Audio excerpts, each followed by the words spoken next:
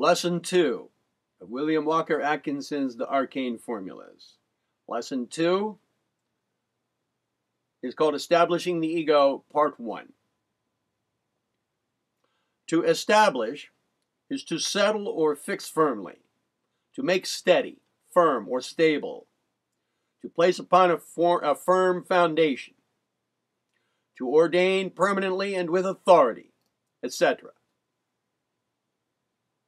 Therefore, is this formula, one of the oldest known to occultism, is called establishing the ego. Its mastery imparts the sense and power of firm settlement and steady foundation of the consciousness of the ego, the identification of the self with the self, of the self with a small s, with the self with a capital S. The arcane teachers instruct the neophyte that he must first of all develop this awareness of the ego by degrees until at last the ego consciousness may become the habitual and natural consciousness at all times and under all conditions. Once firmly fixed, the ego consciousness never leaves you. Once found, it becomes a tower of strength in which one may ever take refuge from the trials of the personal life, and from which one may safely defy the things of personality. The first step of the formula is that of acquiring a clear, distinct, positive, and absolute realization that the ego is not the body, is not the physical organism, but is superior to and master of them. Even those students who have entered the plane of mental consciousness require additional drilling in order to escape completely and fully from the bonds of the physical body. The following exercise is recommended for this purpose. Let the neophyte, let the neophyte place himself in a quiet place, away from the disturbances and distracting influences of the outside world.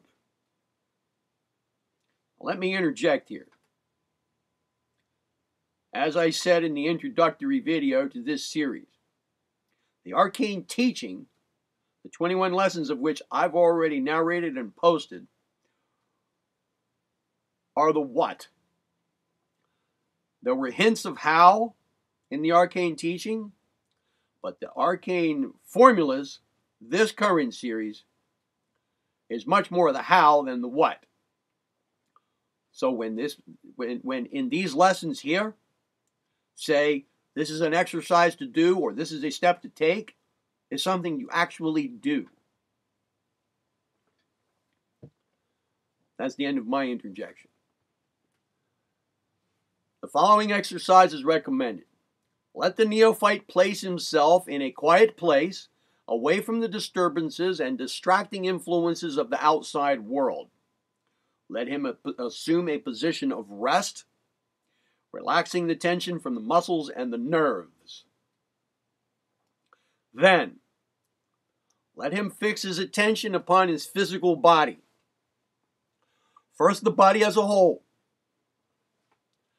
and then beginning at the feet, let him move the attention upward until the whole body has been included in attention, step by step, until the brain is reached. During this process, the neophyte will become aware, by degrees, that he is a something inside of the body, viewing and considering the latter in all of its details, instead of being identical with the body. There will be found a dawning realization that the body is but the physical envelope or sheath in which the ego dwells, or a garment which the ego has assumed for the conveniences of physical life. This realization will not come all at once, but will gradually dawn upon and in the consciousness, increasing by practice. When a degree of proficiency and realization of this stage has been acquired, then may the neophyte proceed to the next stage. The next stage is as follows. Let the neophyte now concentrate his attention upon his feet until he is able to regard them as but tools or instruments, whereby the ego may walk in physical form. Then let him, using his imagination, realize that even if his feet were not there, attached to the body, the ego would still be fully existent and in being. That, although deprived of useful tools, the ego would still be the ego, unimpaired and undisturbed in its real being.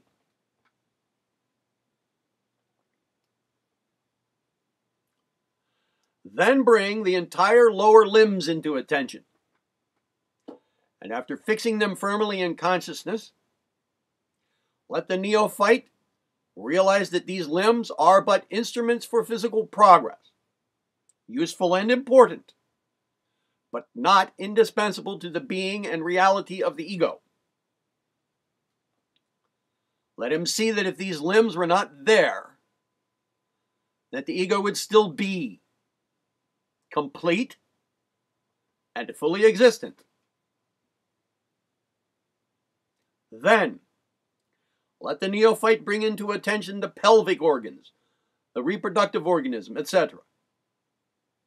And, after realizing their uses and purposes important to physical life, let him realize that the integrity and being of the ego is in no way dependent upon them. Let him, in imagination, separate himself from them in consciousness, and thus realize that even if that part of the body were removed and missing, nevertheless, the ego would be fully existent in its entirety of being. Then let the neophyte, in a similar manner, consider the abdominal organs, the stomach, the liver, etc. And while realizing their value and utility in physical life, let him also realize that they, too, are but physical instruments of the ego for certain purposes, and that the ego would dwell unimpaired in being, existence, and reality were they absent. Then, let the neophyte likewise consider the chest organs, the lungs, etc. And while respecting and realizing their usefulness and wonderful adaptability to purpose, also realize that the ego would be fully existent and real, even if these organs or parts of the body were absent. Then, let the neophyte pass on to the consideration of the head, with its various organs of sense, its brain centers and convolutions, the machinery of thought. And then realize that although it would be impossible to live as a physical being in the body without these organs, still, if they were absent, the ego would still be the ego, complete, existent, in reality, with integrity unimpaired.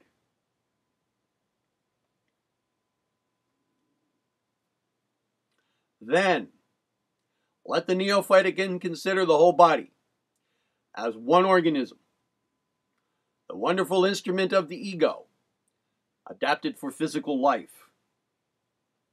But let him fully realize that this wonderful machinery is but a created machine in and through which the ego manifests physical life and activity. And that the ego is above, independent of, and apart from the physical body, in the true sense. for it may dwell apart from and out of the body. After performing these mental exercises, throw the mind into and over the entire body, and into and through all of its parts. The purpose of this concluding process being to re-energize the physical organism, which has in a measure become devitalized during the analytical process. So I'm going to repeat that. After performing the above mental exercises, throw the mind into and over the entire body and into and through all of its parts. The purpose of this concluding process being to re-energize the physical organism, which has in a measure become devitalized during that analytical process. You will find that you will be able to recharge the body with vitality and make it stronger and more virile than it was before the exercise, after you once realized that it is but an instrument or a machine which is used by and directed by the ego. The realization of the mastery of body by the ego brings with it a new power of energizing and vitalizing the body or any part thereof. Throwing the attention to parts of the body after this realization has been gained tends to direct to the particular parts an increased supply of vital energy. After having mastered the above exercise to a satisfactory degree, let the neophyte pass on to the following exercise. Let the neophyte, in imagination, leave the physical body and gaze upon the latter. A little mental practice will enable one to do this in imagination, thus bringing fully to the mind the realization that it is possible for the ego to leave the body and dwell apart from it. When the mind has once grasped this possibility, the body will ever after be recognized as merely a physical machine, sheath, or covering of the ego. And one will never again commit the folly of identifying the I with the physical body. To those who may object that this is merely an exercise of the imagination, proving nothing, for the reason that one may imagine anything, we suggest the trial of the old occult test, whereby the neophyte was instructed to try to imagine himself as dead. A trial will show that this is impossible. All that can be imagined in this direction is that the physical body is dead, while the soul, either one, stands apart, fully alive, viewing the body, or else two, inhabits the dead body, in either case it being the physical body alone which is dead, the ego being always alive.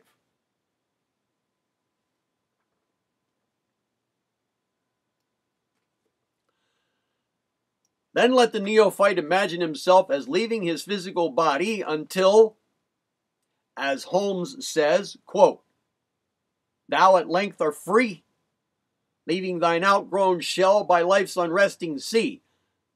End quote. Let him then imagine himself as occupying other and different bodies, one at a time, in different phases of life, in different phases of condition, in different ages, etc.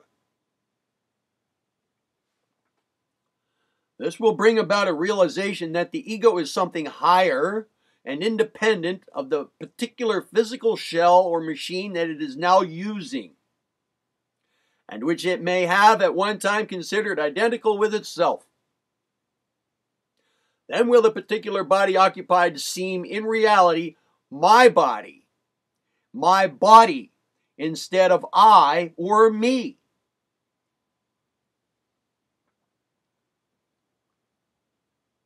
The neophyte is cautioned against learning to despise his body when he realizes that it is not his self.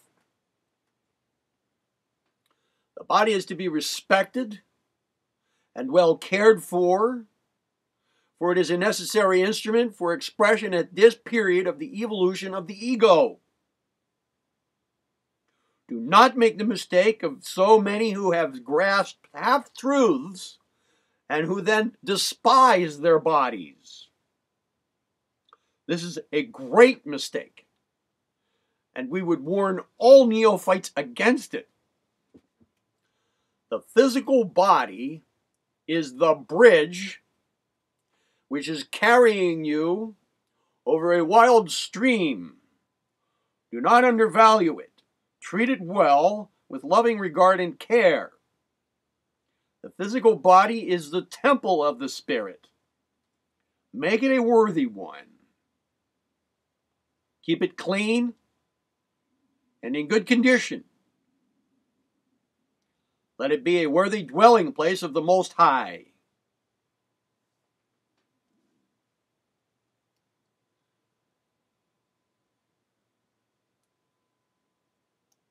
That is the end of Lesson 2.